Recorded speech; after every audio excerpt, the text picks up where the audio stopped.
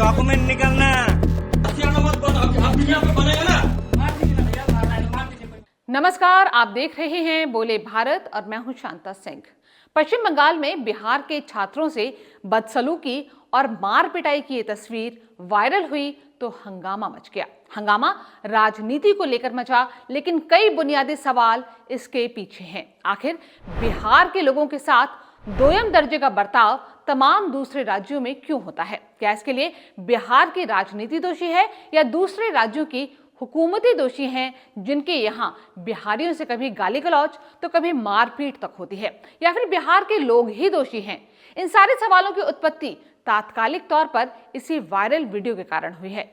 इन सारे सवालों का मुकम्मल जवाब और उसका विश्लेषण इस वीडियो में हम करेंगे, लेकिन पहले आप बोले भारत को सब्सक्राइब जरूर कर लीजिए, इसे लाइक कीजिए, ज्यादा से ज्यादा शेयर कीजिए और हमारे वीडियो को लेकर अपनी राय कमेंट बॉक्स में जरूर लिखकर भेजिए। बिहार के लोगों से बुरे बर्ताव का ताजा मामला सुर्खियों में इसलिए आया क्योंकि एसएससी का इम्तिहान देने के लिए 2 बिहारी युवक सिलीगुड़ी गए हुए थे। तभी वहां कमरे में कुछ बांग्ला भाषी युवक घुस आए और उनके बिहारी होने के कारण उनसे मारपीट की, उनसे कान पकड़वाकर उठक बैठक कराई और अपमान की सारी हदें पार कर दी। उन दोनों बिहारी युवकों को धमकाया भी कि खबरदार जो कभी बंगाल की तरफ रुख किया तो। जो कुछ हुआ काफी बुरा हुआ। एसएससी का इम्तिहान ऐसा नहीं है कि बंगाल में हो तो बंगाल के लोग ही देंगे। राष्ट्रीय संप्रभुता हर नागरिक को किसी भी दूसरे राज्य में जाकर काम करने की इजाजत देती है, लेकिन इस आधार पर किसी राज्य के नागरिक दूसरे राज्य के नागरिक की पिटाई करने लगे, राज्य के नाम पर या भाषा के नाम पर भेदभाव करने लगे, तो ये संवैधानिक मूल्यों और राष्ट्रीय संप्रभुता के खिलाफ है। संविधान सबसे पवित्र है।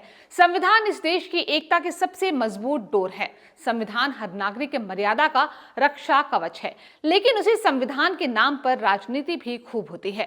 बंगाल के सिलीगुड़ी में जो कुछ हुआ, उस पर बिहार में राजनीति शुरू हो गई। आरजेडी ने डुगडुगी बजाई कि उसके नेता लालू प्रसाद यादव ने ममता बनर्जी से बात की और उनके बात करने का फायदा हुआ कि पुलिस ने आरोपियों को गिरफ्तार कर लिया। फिर आरजेडी ने नीतीश सरकार पर आरोप लगाया कि नीतीश सरकार ने तो बिहारियों के साथ मारपीट पर कुछ किया ही नहीं, बल्कि ये आरोप बहुत आगे तक गया। आरजेडी का आरोप नीतीश कुमार से होते हुए बीजेपी तक गया और पश्चिम बंगाल के सिलीगुड़ी से बात उठी तो मणिपुर और गुजरात तक गई। आरजेडी ने पूछा कि नीतीश कुमार और बीजेपी मणिपुर पर चुप क्यों हैं? मणिपुर में पिछले 16-17 महीनों से जो कुछ हो रहा है वो बेहद दुर्भाग्यपूर्ण है, लेकिन उस दुर्भाग्यपूर्ण घटना का हवाला देकर अगर भाषाई आधार पर या राज्य के आधार पर कहीं लोगों से भेदभाव हो रहा है तो उसे नजरअंदाज नहीं किया जा सकता।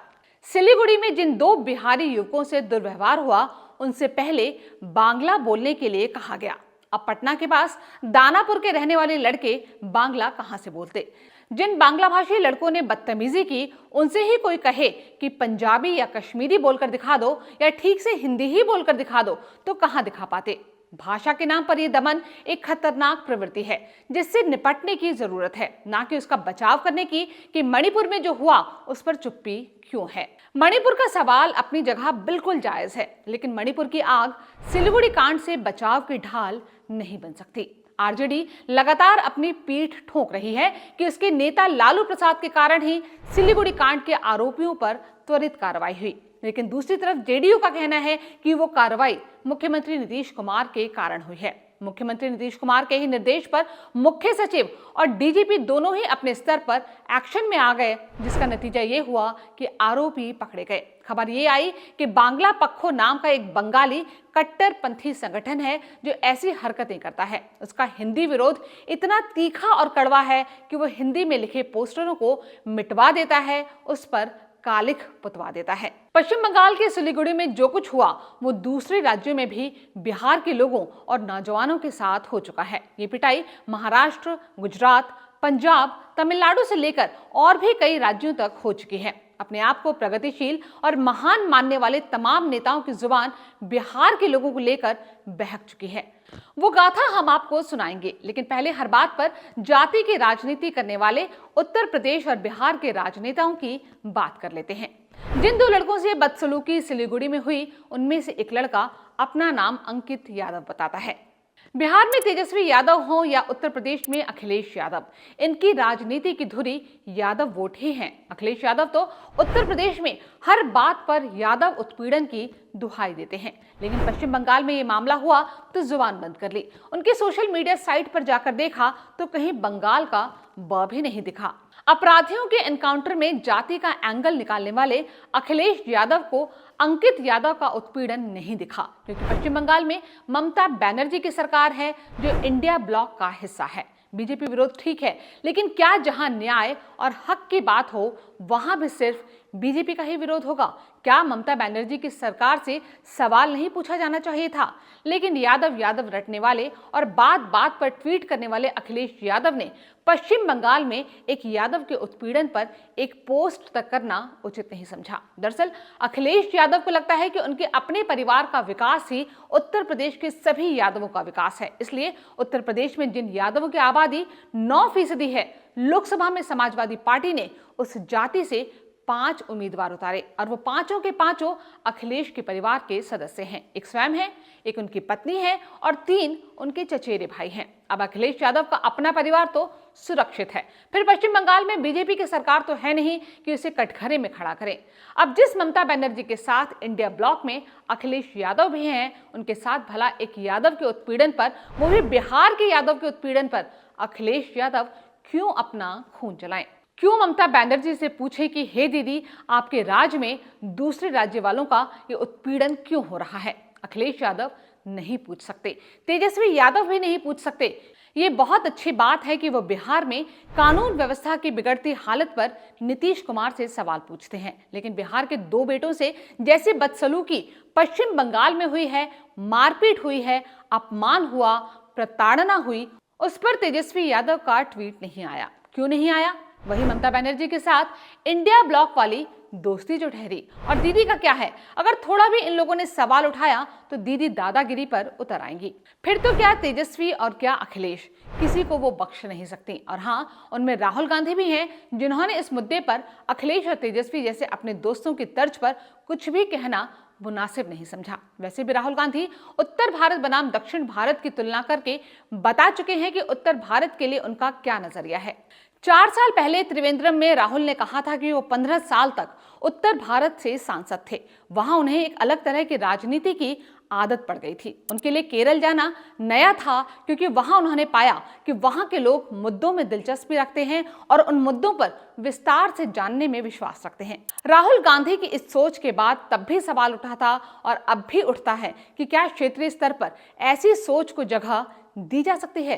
तमिलनाडु में कांग्रेस का गठबंधन डीएमके से है, जिसके नेता एमके स्टालिन इस वक्त राज्य के मुख्यमंत्री हैं। पिछले साल के आखिर में जिस तरह बीजेपी ने मध्य प्रदेश, छत्तीसगढ़ और राजस्थान में शानदार जीत हासिल की थी, उसके बाद 5 दिसंबर 2023 को संसद में डीएमके सांसद सेंथिल कुमार ने कहा था कि बीजेपी की ताकत बस इतनी है कि वो मुख्य तौर पर हिंदी पट्टी में, जिसे हम आमतौर पर गोमूत्र राज्य कहते हैं, वहीं जीत सकती है। हालांकि बाद में विवाद बढ़ा तो सदन की कार्रवाई से इसे हटा दिया गया। The power of this BJP is only winning elections and mainly in the heartland states of Hindi and what we generally call as the Gomutra states. लेकिन डीएमके सांसद ने अपनी पार्टी की सोच को प्रकट कर दिया था कि उत्तर भारत के लोगों के पास तार्किक क्षमता नहीं है। नहीं मालूम कि लोकसभा चुनावों में जिस तरह बीजेपी को उत्तर प्रदेश और राजस्थान जैसे राज्यों में तेज झटका लगा है, उसके बाद उनकी सोच में कोई बदलाव आया है या वैसा ही सोच रहे हैं। लेकिन हाँ, तमिलनाडु से ही याद आया कि कुछ समय पहले ही तमिलनाडु में बिहारी मजदूरों से मारपीट की खबर आई थी। वो मसला भी राजनीति की भेंट चढ़ गया था। दरअसल बिहार के लोगों से कई राज्यों में वैसा ही व्यवहार किया जाता है जैसा अंग्रेजों के राज में गिरमिटिया के साथ होता था। कुछ समय पहले ही तेलंगाना के मुख्यमंत्री रेवंत रेड्डी ने पूर्व मुख्यमंत्री के चंद्रशेखर राव से अपनी तुलना करते हुए कहा था कि उनका डीएनए तेलंगाना वाला है, जबकि केसीआर का डीएनए बिहार का है। दरअसल कांग्रेस के नेता रेवंत रेड्डी ये कह रहे थे कि उनका डीएनए केसीआर के डीएनए से बहुत बेहतर है, और ये तुलना उन्होंने ये बताकर की कि बिहार से अच्छा डीएनए तेलंगाना का है।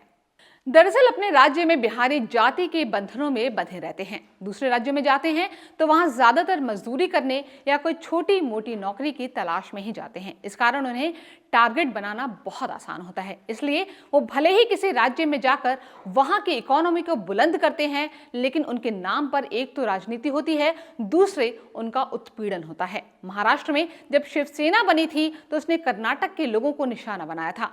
तब शिवसेना का नारा होता था कि पुंगी बजाओ लुंगी भगाओ। फिर जब बाल ठाकरे ने MNS बनाई तो एक बिहारी 100 बीमारी जैसे नारे दिए गए। वहां रेहड़ी पटरी लगाने वाले बिहार के गरीब लोगों के साथ मारपीट भी होती थी। अब दिल्ली की बात लीजिए। दिल्ली तो सबकी है, देश की राजधानी है, लेकिन जब शीला दीक्षित मुख्यमंत्री थी तो उन्होंने कहा था कि उत्तर प्रदेश और बिहार के पलायन का असर दिल्ली के इंफ्रास्ट्रक्चर पर पड़ रहा है।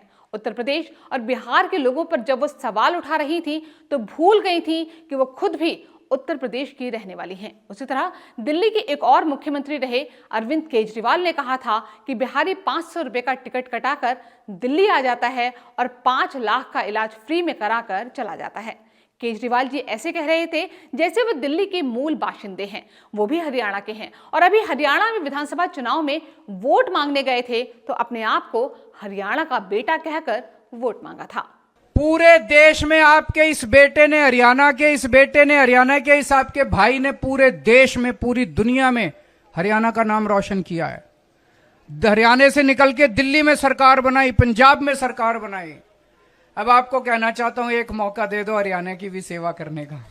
लेकिन कोई बिहारी इलाज के लिए दिल्ली आता है तो उनके पेट में बल पड़ने लगता है। उस वक्त ये याद नहीं रहता कि दिल्ली में रहने वाले बिहारियों ने भी उन्हें बहुत उम्मीदों के साथ वोट दिया था। केजरीवाल ने इलाज को लेकर जो बात कही थी, एक बार मध्य प्रदेश के पूर्व मुख्यमंत्री कमलनाथ ने भी वही बात रोजगार को लेकर कही थी। कमलनाथ ने कहा था कि मध्य प्रदेश में बेरोजगारी का असली कारण बिहारी ही हैं। वैसे तो कमलनाथ का ओरिजिन भी उत्तर प्रदेश ही बताया जाता है। तो क्या माना जाए कि बिहार के लोगों के साथ जो बदसलूकी होती है, जो दुर्व्यवहार होता है, उसके लिए दोषी बिहारी ही हैं, या जिन राज्यों में वो जाते हैं वहां के लोग हैं या वहां के राजनेता हैं? दोष उनका भी हो सकता है, लेकिन दोष बिहार के उन राजनेताओं का भी है जो अपने राज्य के लोगों के लिए शिक्षा, स्वास्थ्य और रोजगार का बेहतर इंतजाम नहीं दे पाते। एक तो बिहार में रोजगार के साधन बहुत सीमित हैं, दूसरे बिहार में मजदूरी के लिए भी पैसे कम मिलते हैं, फिर वो काम भी ठीक से नहीं मिलता, काम में कोई स्थायित्व नहीं होता, फिर राज्य में कानून व्यवस्था ऐसी है कि हर पल लोगों को अपनी जान माल पे खतरा मंडराता दिखता है। इस कारण भी बिहार के लोग दूसरे राज्यों में चले जाते हैं। बिहार में राजनेता चाहे जितनी बड़ी बड़ी बातें करें, लेकिन शिक्षा का स्तर सुधरा नहीं है, तकनीकी संस्थाओं और तकनीकी ज्ञान का अभाव है, फिर गरीबी काफी है, जिसके कारण लोगों के पास पूंजी की कमी है। ऐसे में दूसरे राज्यों के लोगों से अपमानित होने के बावजूद बिहार के लोग कामकाज के लिए वहां जाने को विवश होते हैं। उनकी विवशता पर नीतीश कुमार और लालू प्रसाद यादव और उनका परिवार ताली बजा सकता है, क्योंकि बीते 35-36 साल से बस यही लोग बिहार पर राज कर रहे हैं। बोले भारत के इस वीडियो में फिलहाल इतना ही। जल्द मुलाकात होगी एक नए वीडियो के साथ, तब तक के लिए नमस्कार।